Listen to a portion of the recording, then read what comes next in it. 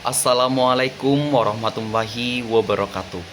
Puja dan puji syukur kita panjatkan pada kehadirat Allah Subhanahu wa taala yang selalu memberikan nikmat sehat pada kita semua sehingga kita dapat berkumpul pada acara kali ini. Tak lupa pula solawat serta salam semoga selalu tercurah limpahkan kepada junjungan kita Nabi besar Muhammad SAW yang telah membawa kita dari zaman jahiliyah menuju zaman yang terang benderang.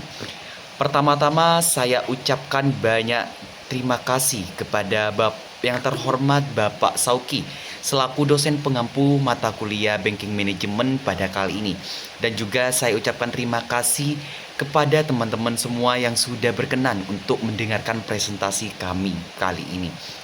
Presentasi kali ini akan dipandu oleh saya, Azril Maulana, selaku moderator dan pemateri pertama. Selanjutnya ada Nurmaisa Az-Zahra selaku pemateri kedua, dan selanjutnya ada Arina Mufriha selaku pemateri terakhir. Selanjutnya izinkan saya menyampaikan susunan presentasi kali ini. Acara yang pertama yaitu pembukaan, acara yang kedua yaitu penyajian materi, dan acara yang terakhir yaitu penutup. Selanjutnya untuk mengefisiensikan waktu, marilah kita buka presentasi kali ini dengan pembacaan basmalah. Bismillahirrahmanirrahim. Acara selanjutnya yaitu penyampaian materi yang akan disampaikan oleh saya pribadi selaku pemateri pertama. Oke, baiklah. Yang pertama yaitu saya akan membahas terkait latar belakang sebuah perusahaan, yaitu perusahaan yang pertama ada PT Asmor Asset Management Indonesia Tbk, yang mana PT ini adalah perusahaan manajer investasi yang berbasis di Jakarta. Perusahaan ini didirikan pada 29 Januari 2010 dengan nama awal PT Buana Megah Abadi, dan kemudian berganti nama menjadi Asmor Asset Management Indonesia pada tahun 2012 setelah diakuisisi oleh Asmor Investment Management Limited, sebuah perusahaan manajemen investasi global yang berkantor pusat di London, Inggris.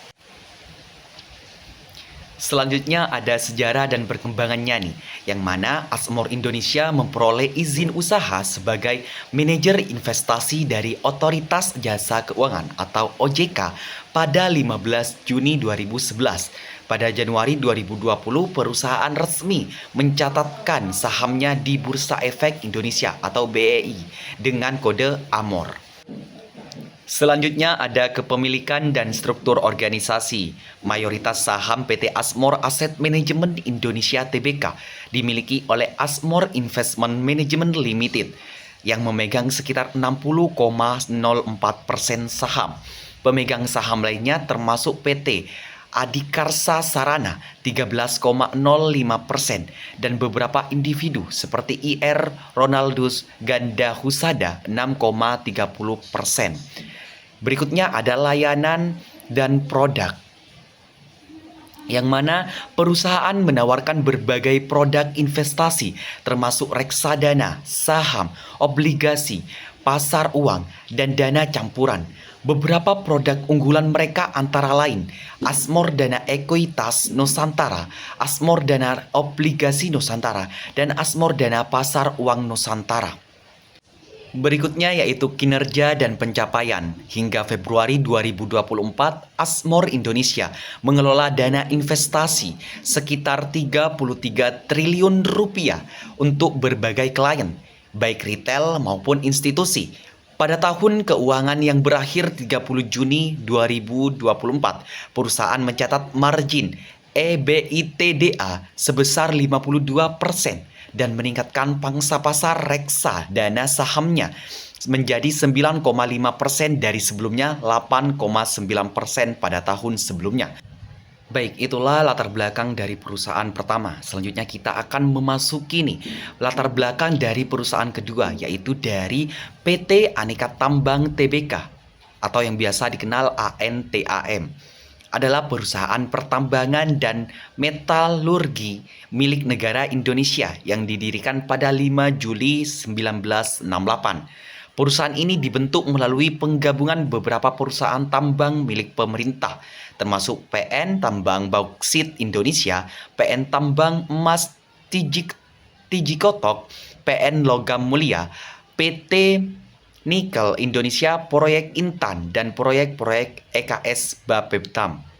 Selanjutnya, bagaimana sih transformasi dan perkembangannya? Yang awalnya didirikan sebagai perusahaan negara atau PN Aneka Tambang, status perusahaan berubah menjadi perseroan terbatas atau PT pada tahun 1974 berdasarkan peraturan pemerintah nomor 26 tahun 1974. ANTAM kemudian mencatatkan sahamnya di Bursa Efek Indonesia pada tahun 1997 dan di Bursa Efek Australia pada tahun 1999. Selanjutnya ada produk dan operasi, yang mana Antam atau ANTAM mengelola berbagai komoditas mineral termasuk nikel, ferronikel, emas, perak, dan bauksit nih.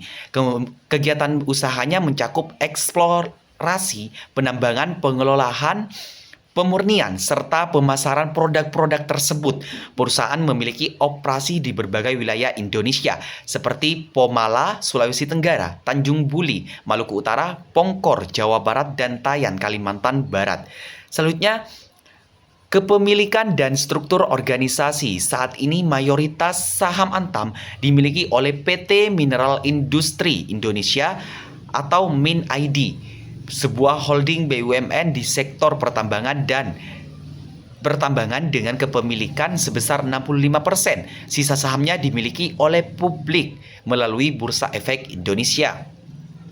Komitmen lingkungan dan keberlanjutannya, yang mana sebagai bagian dari tanggung jawab sosial dan lingkungan, Antam melaksanakan program reklamasi dan rehabilitasi lahan pasca tambang untuk memulihkan ekosistem yang terdampak oleh kegiatan penambangan. Contohnya, di Site Tanjung Buli, Halmahera Timur, perusahaan melakukan reklamasi nih pada area bekas tambang untuk memastikan lingkungan dapat berfungsi kembali sesuai peruntukannya. Baiklah, itulah latar belakang dari kedua perusahaan yang nantinya kita akan bandingkan nih terkait DAR dan DER-nya. Sebenarnya DAR dan DER itu apa sih? Yang pertama yaitu ada DAR. DAR adalah Debt to Asset Ratio, sedangkan DER yaitu Debt to Equity Ratio. Keduanya adalah dua rasio keuangan yang digunakan untuk mengukur struktur modal dan tingkat risiko keuangan perusahaan. Yang pertama yaitu DAR, Debt to Asset Ratio, yang mana rumusnya DAR sama dengan total utang dibagi total aset. Jika DAR itu tinggi, maka sebagian besar aset dibiayai oleh utang. Sedangkan jika DAR rendah, maka perusahaan lebih banyak dibiayai oleh ekuitas. Selanjutnya kita masuk yang kedua yaitu DER, Debt to Equity Ratio, yang mana rumusnya DER sama dengan total utang dibagi total ekuitas nih, yang mana jika DER itu tinggi maka ketergantungan pada utang tinggi, sedangkan jika DER rendah maka pendanaan lebih banyak dari modal sendiri. Oke, mungkin itu materi yang bisa saya sampaikan selaku pemateri pertama. Untuk selanjutnya bisa disampaikan oleh pemateri kedua yaitu Nurmaisa Az-Zahro.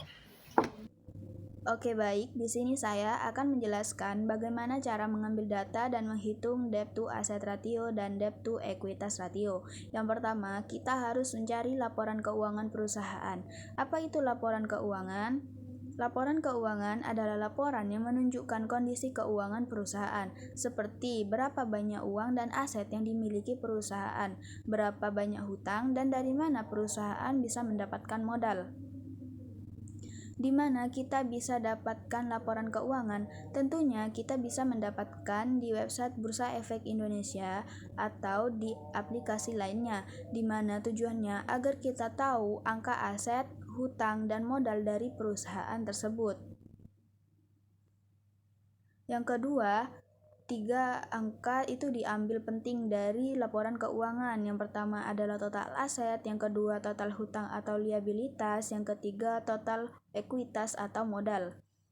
Bagaimana cara menghitung debt to asset ratio dan debt to equitas ratio atau DAR dan DER? Seperti di mana di PPT kami ada DAR dan DER, PT Asmor Asset Management Tbk dan Aneka Tambang Tbk.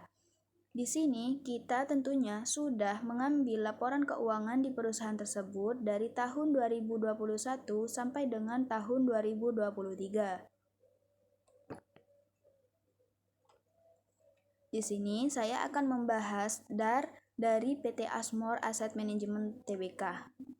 Di tahun 2021, total hutang yaitu 80 miliar 948 juta dan total asetnya yaitu 393 miliar 128 juta. Hasilnya 20,5%.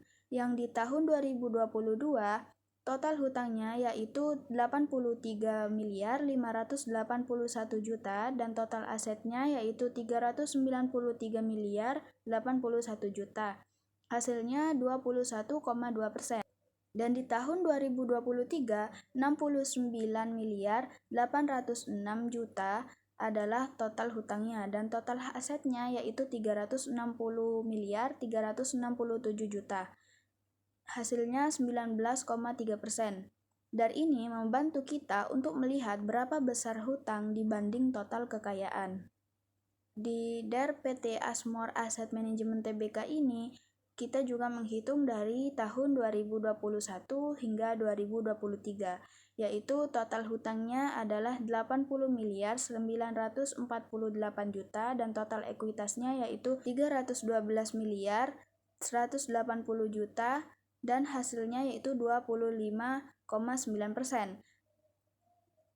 Dan di tahun 2022 yaitu total hutangnya 83 miliar 581 juta dan total ekuitasnya yaitu 309 miliar 500 juta. Hasilnya adalah 27%. Di tahun 2023 total hutangnya yaitu 69 miliar 806 juta dan total ekuitasnya yaitu 290 miliar 561 juta dan hasilnya yaitu 24%. Dari ini membantu kita untuk mengetahui seberapa tergantungnya perusahaan pada utang dibanding modal sendiri. DAR Aneka Tambang TBK pada tahun 2021 mencapai 12,079,56 triliun, di total ekuitas mencapai 20,837,098 triliun dan debt-nya sendiri mencapai 57,9%. Di tahun 2022, total hutangnya mencapai 9,9211 triliun dan total ekuitas mencapai 23,712,060 triliun dan debt-nya sendiri mencapai 41,8%. Di tahun 2023, total hutangnya mencapai 11,685,569 triliun dan di total ekuitasnya mencapai 31,165,67 triliun dan debt-nya sendiri mencapai 37,4. Untuk perbandingan DAR dan DER di PT Asmor Asset Management Tbk dan juga Aneka Tambang Tbk pada tahun 2021, DAR PT Asmor Asset Management Tbk mencapai 20,5%, sedangkan pada DAR Aneka Tambang Tbk-nya sendiri mencapai 36,6%. Pada tahun 2022, PT Asmor Asset Management Tbk mencapai 21,2%, sedangkan DAR-nya sendiri mencapai 29,5%. Dan juga di tahun 2023, DAR PT Asmor Asset Management Tbk mencapai 19,3% dan DAR Aneka Tambang Tbk mencapai 27,2%. Pada tahun 2021, DAR PT Asmor Asset Management Tbk mencapai 25,9%, sedangkan debt-nya sendiri mencapai 57,9%. Pada tahun 2022, DAR PT Asmor Asset Management Tbk mencapai 27,9% dan DAR Aneka Tambang Tbk mencapai 41,58%. Dan untuk yang terakhir, pada tahun 2023, DAR dari PT Asmor Asset Management Tbk mencapai 24,9%,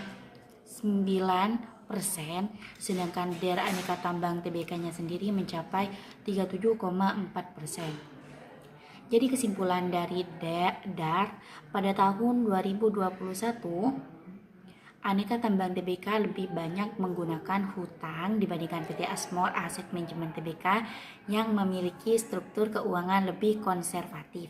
Sedangkan pada tahun 2022, PT Asmor Asset Management Tbk sedikit meningkatkan hutangnya, sementara Aneka Tambang Tbk sendiri mulai mengurangi ketergantungan pada hutang.